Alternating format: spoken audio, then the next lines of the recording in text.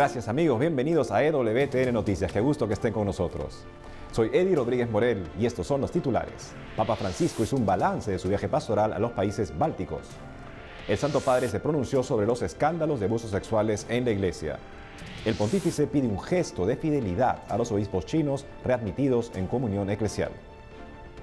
Hace unos días el Papa concluyó su visita pastoral a los países bálticos. A continuación veremos un breve informe sobre lo que se vivió en su paso por Letonia y Estonia.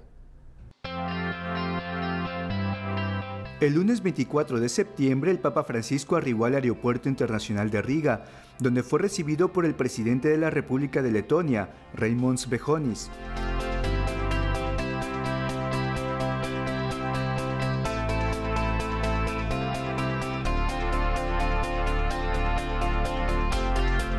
Más adelante se trasladó al Palacio Presidencial y pronunció un discurso ante las autoridades del país, recordándoles que el desarrollo de las comunidades no se produce únicamente por la capacidad de bienes o recursos que se posean, sino por las ganas que se tenga de engendrar vida y crear futuro.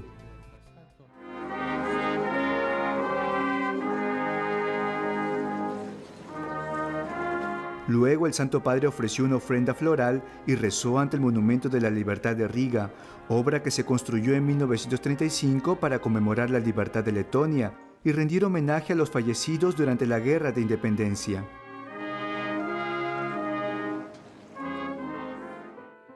Posteriormente, en un encuentro ecuménico celebrado en la Catedral Evangélica Luterana de la ciudad, el pontífice señaló que la unidad a la que el Señor nos llama es siempre en clave misionera y nos pide salir y llegar al corazón de nuestros pueblos y culturas. Más adelante se reunió con la comunidad católica en la Catedral de Santiago y resaltó la resistencia de la fe cristiana de los letones frente a los intentos de los regímenes nazi y soviético por apagarla.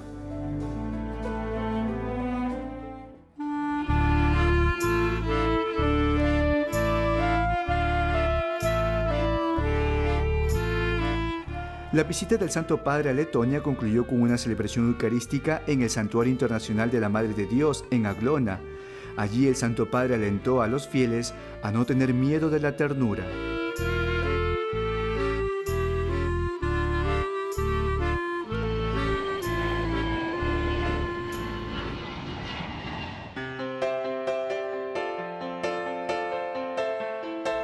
El martes 25 de septiembre, el Papa Francisco llegó al Aeropuerto Internacional de Tallin, en Estonia, última etapa de su viaje apostólico a los países bálticos. A su llegada lo recibió la presidenta de la República, Kersti Kaljulaid.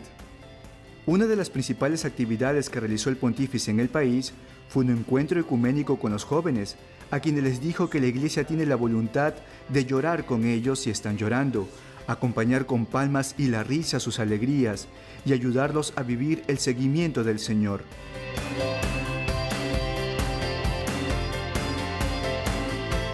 Finalmente, en la homilía de la misa pronunciada ante cerca de 7,000 personas en la Plaza de la Libertad, el Santo Padre pidió a los fieles salir de la zona de confort para anunciar el Evangelio ante una mayoría del país que no se reconoce como creyente.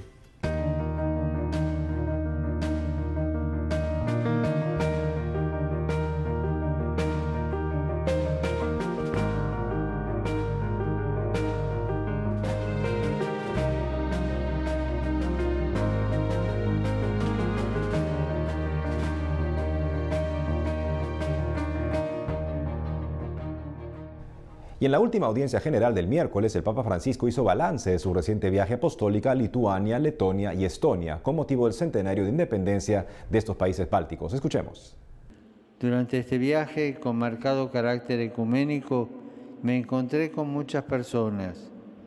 En Vilna les recordé a los jóvenes la importancia del diálogo entre las generaciones y en Riga les subrayé a los ancianos la estrecha relación que existe entre la paciencia y la esperanza. Tampoco me faltó la oportunidad para honrar a las víctimas del genocidio judío en Lituania y de las persecuciones a todos los ciudadanos. Concluye, sí, el viaje del Papa a los países bálticos tan probados por la invasión nazi, también por el régimen comunista, Lituania, un país de mayoría católica, y otros dos países, Letonia y Estonia, de una muy pequeña minoría católica, pero que está llamada a ser alentada, justamente confirmada en su fe por la presencia del Vicario de Cristo. Ahora nos enlazamos con nuestro compañero Alan Holdren, que nos tiene información de lo que dijo el Papa en el vuelo de regreso a Roma sobre los escándalos de abusos sexuales en la Iglesia y el acuerdo con China. Adelante, Alan. Hola amigos, les comento que en el vuelo de regreso de los países bálticos a Roma, el Papa Francisco reiteró su condena a los abusos sexuales cometidos por miembros del clero y señaló que sobre esto no se negocia. Al respecto, el pontífice señaló que en los últimos tiempos ha recibido muchas condenas de la Congregación para la Doctrina de la Fe y nunca ha firmado, después de una condena, un pedido de gracia. Asimismo, enfatizó que entiende que los jóvenes se escandalizan con esta corrupción tan grande, que está en todo lugar, pero que en la Iglesia es más escandaloso porque los miembros del clero deben llevar a los niños a Dios y no destruirlos. Al respecto, puntualizó que si fuera solo un sacerdote el que abusa de un niño o una niña, esto es monstruoso, porque ese hombre ha sido elegido por Dios para llevar al niño al cielo.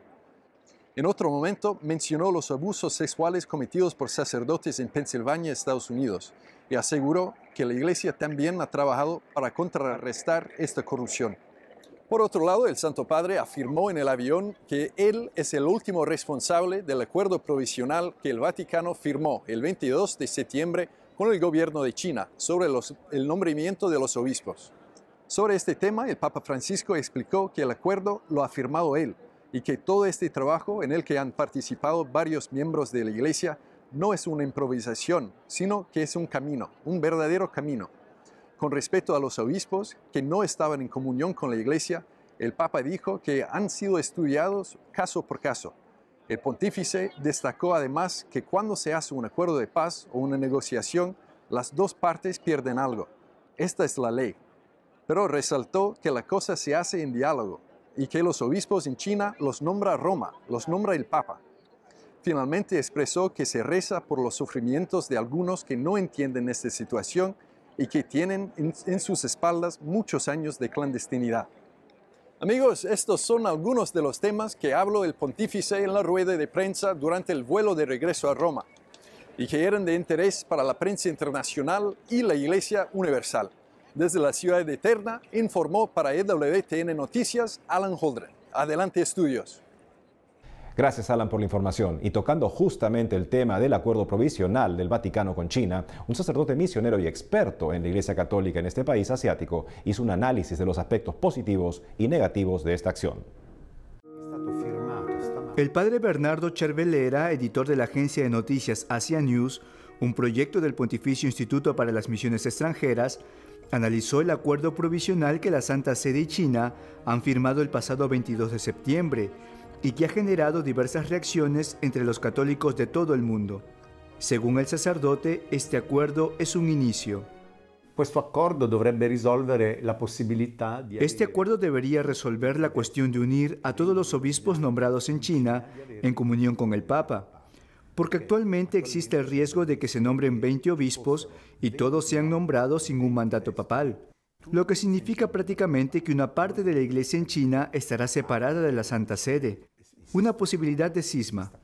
Este acuerdo al menos le permite al Vaticano opinar sobre el nombramiento de los obispos, pero ¿cuánto poder tendrá el Papa para elegir a los individuos, para decir este está bien o este no es apto? Esto es algo que todavía no está claro.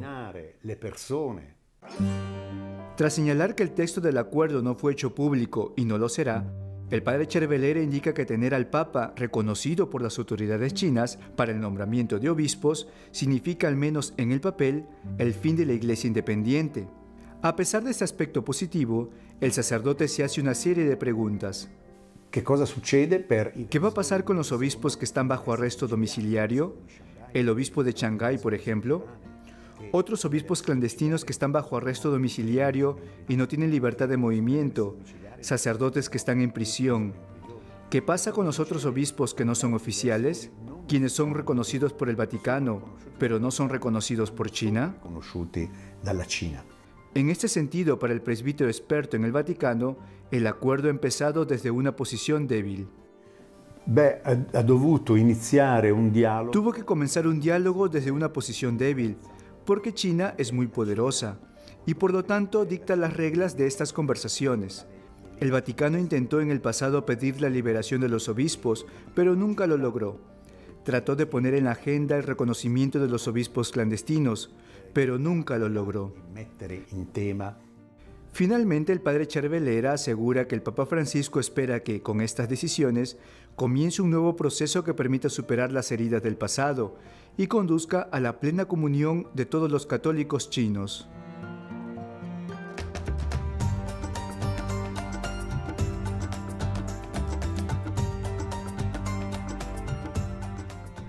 Frente a todo este panorama que acabamos de ver en el informe anterior, el Papa Francisco envió un mensaje a los católicos de China y a la Iglesia Universal, en el que reconoce que han circulado muchas voces opuestas al acuerdo y pide un gesto de fidelidad a los obispos chinos readmitidos en comunión eclesial. El Santo Padre publicó un mensaje dirigido a los católicos chinos y a la Iglesia Universal, con motivo de la firma del acuerdo provisional entre China y el Vaticano, por el que se readmiten en la comunión de la Iglesia a los 7 obispos chinos oficiales nombrados por las autoridades comunistas sin mandato pontificio. Al inicio del mensaje, el Santo Padre reconoce que han circulado muchas voces opuestas sobre el futuro de la comunidad católica tras la firma del acuerdo.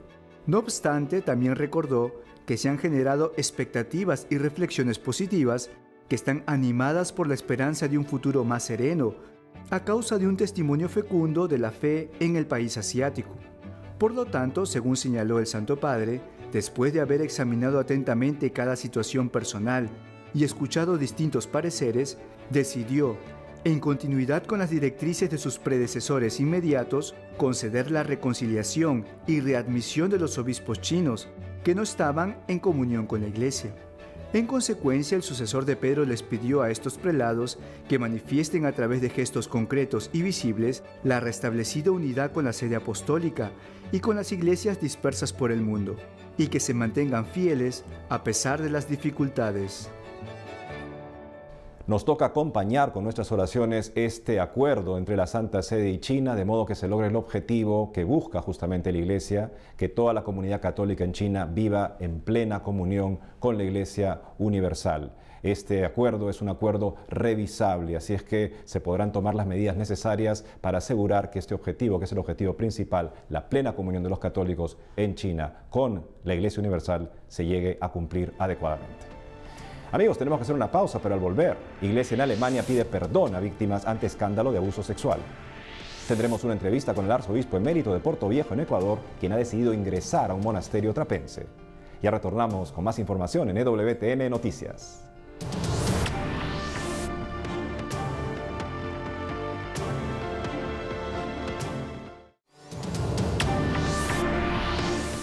Seguimos con más información. En una rueda de prensa, el presidente de la Conferencia Episcopal de Alemania pidió disculpas como líder de la Iglesia en ese país a las más de 3.000 víctimas de abusos sexuales ocurridos en un periodo de más de 70 años.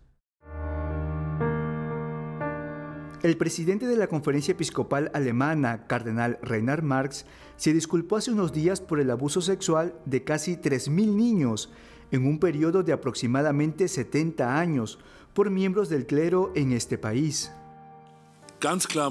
Claramente, el abuso sexual es un crimen. Los que son culpables deben ser castigados. Durante demasiado tiempo en la Iglesia Católica hemos desviado la mirada, hemos ocultado, negado. No queríamos que fuera verdad. Por todo el fracaso y por todo el dolor, debo disculparme como presidente de la Conferencia Episcopal Alemana, y lo hago personalmente. Como se dio a conocer hace unos días, 2 diarios de Alemania filtraron un estudio encargado por la Conferencia Episcopal Alemana, en el que se documentó que 3.677 personas fueron abusadas por el clero en los años 1946 y 2014. Entre las víctimas se halló que en su mayoría fueron niños de 13 años o menos, incluyendo un aproximado de 969 monaguillos. Me avergüenzo cuando veo esto, por todo lo que ha sucedido en la Iglesia en nombre de los ministros que se supone están para construir confianza y no abusar de la confianza. Y me siento avergonzado cuando miro hacia afuera, mirando a muchos que no quisieron creer lo que sucedió, que trivializaron y no quisieron mirar, y no quisieron escuchar. Me incluyo en esto.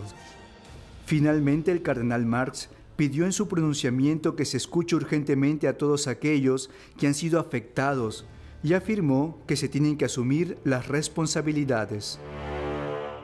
Nos tenemos que preguntar cómo nos pudo haber pasado eso y qué tenemos que hacer para que no vuelva a suceder. La Iglesia debe comenzar una nueva época de transparencia y acción. Y estamos en oración para esta reunión en febrero de todos los presidentes de las conferencias episcopales con el Santo Padre para responder efectivamente, eficazmente a esta crisis que nos envuelve. Ahora nos enlazamos con nuestra corresponsal en Chile, Giselle Vargas, quien se encuentra en la Iglesia Jubilar de San Francisco de Alameda. Adelante, Giselle. Así es, me encuentro en la iglesia San Francisco de Alameda, ubicado en pleno centro de Santiago. Aquí se acaba de iniciar un año jubilar con motivo de los 400 años de fundación del templo. Para iniciar el tiempo de gracia, el arzobispo de Santiago, cardenal Ricardo Sati, dio lectura al decreto del año jubilar autorizado por el Papa Francisco y luego abrió la puerta santa por el que ingresaron sacerdotes y religiosos de la orden franciscana y los fieles presentes. Luego celebraron la Eucaristía y el cardenal Sati realizó un sentido pedido de perdón por los abusos cometidos por miembros de la Iglesia y que la tienen sumida en una profunda crisis. Más que nunca en estos días, los miembros de la Iglesia de Santiago necesitamos de este espacio espiritual donde implorar el perdón misericordioso de Dios por nuestras culpas y su indulgencia por los abusos y delitos más graves que han cometido algunos hermanos y hermanas de nuestra comunidad. Desde lo más hondo del corazón, en nombre de la Arquidiócesis de Santiago, imploro de quienes han sido abusados por miembros de nuestra comunidad, especialmente consagrados, el perdón y la ayuda necesaria para que nunca más estos delitos tengan lugar entre nosotros. Fueron las sentidas palabras del cardenal. Hasta la iglesia parroquial San Francisco de Alameda podrán llegar los peregrinos que deseen alcanzar la indulgencia plenaria una vez cumplidos los requisitos de la confesión, la comunión y la oración por las intenciones del Papa Francisco. La Orden Franciscana en Chile invitó especialmente a los fieles a participar de las liturgias penitenciales y del comedor San Antonio, ubicado a un costado del templo y que alimenta a las personas en situación de calle. Y en otras noticias les comento que el Papa Francisco aceptó la renuncia de otros 2 obispos en Chile. Ellos son Monseñor Cristian Contreras Molina, de la Diócesis de San Felipe, y Monseñor Carlos Pellegrín Barrera, de la Diócesis de Chillán.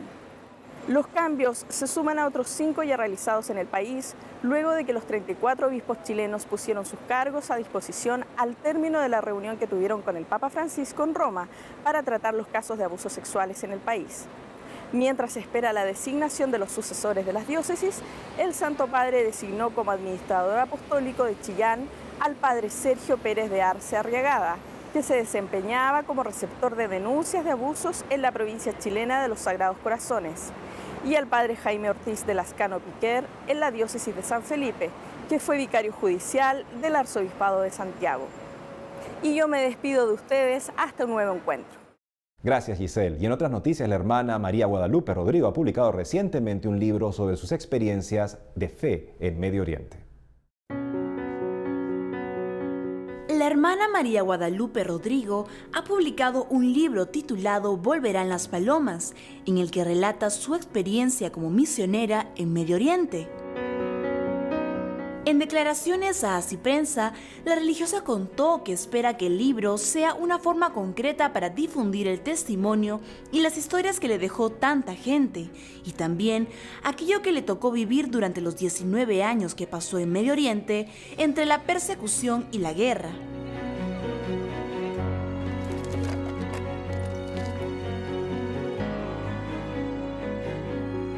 La hermana Guadalupe pertenece al Instituto del Verbo Encarnado y fue misionera en distintos lugares de Oriente Medio. Estuvo en Tierra Santa, Egipto y Siria, donde permaneció hasta el año 2016. La La religiosa señala que la inspiración para escribir Volverán las palomas fueron esos mártires y confesores de la fe, niños, jóvenes y ancianos que no dudaron en dar testimonio de Jesucristo aun a costa de sus vidas. El libro también pretende ser un reconocimiento a esos misioneros que pudieron irse, pero que prefirieron quedarse al lado de los que sufren para darles consuelo y amarlos como Jesús. El título Volverán las palomas está inspirado en la historia de una mujer siria y su hijo, quien solía asistir al oratorio de los salesianos. Alguna vez, el niño vio cómo los religiosos lanzaban unas palomas al aire diciendo: «Son las palomas que volverán trayéndonos la paz a Alepo». Desde aquel día, contaba aquella mujer siria, el niño preguntaba sin falta todos los días: «Mamá, ¿volvieron ya las palomas?». Nos encontramos conectados vía Skype con Monseñor Lorenzo Voltolini, arzobispo emérito de Puerto Viejo en Ecuador, quien ha tomado la decisión de ingresar al monasterio trapense Santa María del Paraíso. Monseñor, bienvenido a EWTN Noticias. Monseñor, queremos que por favor nos comparta qué fue lo que lo llevó a tomar la decisión de ingresar al monasterio. Bueno, un saludo a todos los televidentes de EWTN. Yo también soy un televidente bastante asiduo de esta prestigiosa televisión. Bueno, el Santo Padre me ha dado permiso de retirarme a los antes de los 75 años, a los 70 años, porque he pedido, ¿no?, que por mi cansancio espiritual, como he explicado también en la carta que he mandado a muchas personas, me dejé hacer esta experiencia de monje. Yo no conocía el monasterio sino hasta hace unos 11 años, cuando tuve la suerte de hacer mi retiro para prepararme a la, a la investidura de arzobispo. Y he querido todos los años participar, ir a este monasterio que recientemente se ha instituido cerca de Salcedo, cerca de la Tacunga, ¿no?, en la provincia de Cotopaxi, en la Sierra Ecuatoriana, porque quería alejarme un poco, digamos, de las cosas de cada día para poder yo preparar homilías y otras cosas. Ahí me enamoré de la vida de los monjes cistercienses y vi que quizás eso podía ser una opción muy importante para mí, para poder, después de haber sembrado tanto, podríamos decir, ahora fecundar, hacer llover un poco de gracia sobre lo que el Señor ha podido hacer a través de mí. Monseñor, sabemos que este tipo de decisiones no es fácil, por ello queremos saber cómo fue su proceso de discernimiento para presentarse al monasterio y pedir ser aceptado como parte de la comunidad. Delante de mí estaban dos posibilidades. La una, ir a un lugar donde se atienden a los enfermos, ¿no?, que se llama Cotolengo. Yo hice una experiencia todavía cuando sacerdote joven entre los cotolengos y me gustó estar al contacto y al servicio de los ancianos y de los enfermos, ¿no? Y esa era una posibilidad. Pero me di cuenta que dentro mismo del Cotolengo hay un monasterio. Cotolengo es una institución muy bonita que hay en Italia, en Turín, y dentro de la misma institución siempre hay personas en contemplación. Podríamos decir que para poder hacer el bien, ellos dicen, es necesario el sustento de la oración. Es así que cuando hice la experiencia del monasterio, ¿no?, todos los años, una semana con los monjes cistercienses, me di cuenta de que eso podía ser también para mí la conclusión, podríamos decir, de mi vida de ejercicio del sacerdocio, de ejercicio del episcopado. Finalmente, Monseñor, ¿qué le diría usted a las personas que piensan que al ingresar al monasterio se alejan de la realidad y de las necesidades de las personas? en la misma carta que he escrito, he dicho con claridad, entro al monasterio no para alejarme del mundo, sino para entrar al mundo desde una dimensión distinta, la dimensión de Dios, la dimensión de la contemplación. El contemplativo no es uno que se aleja del mundo para estar fuera del mundo y estar solo con Dios, sino que entra en el mundo desde una perspectiva nueva, que es la de la contemplación, del amor infinito a Dios, porque es desde la espiritualidad que necesita el mundo que se puede salvar de veras el mundo, como lo hizo Teresita del Niño Jesús, ¿no? Proclamada patrona de las misiones, porque ha dado su vida en un monasterio para alimentar y sostener las misiones. Pienso que podré seguir sosteniendo, podremos decir, la actividad de la Iglesia a través de la oración, de la contemplación, del trabajo. Muchas gracias, Monseñor, por sus palabras. Cuente con nuestras oraciones como nosotros contamos con las suyas. Muchas gracias. Hasta pronto. Gracias, Monseñor. La vocación propia del monje es la oración y todo lo demás lo hace para mejorar su oración. Tengámoslos presentes en las nuestras. Bueno, amigos, es todo por hoy en EWTN Noticias. Gracias por haber estado con nosotros. No dejen de seguirnos en las redes sociales que aparecen en pantalla. Hasta pronto.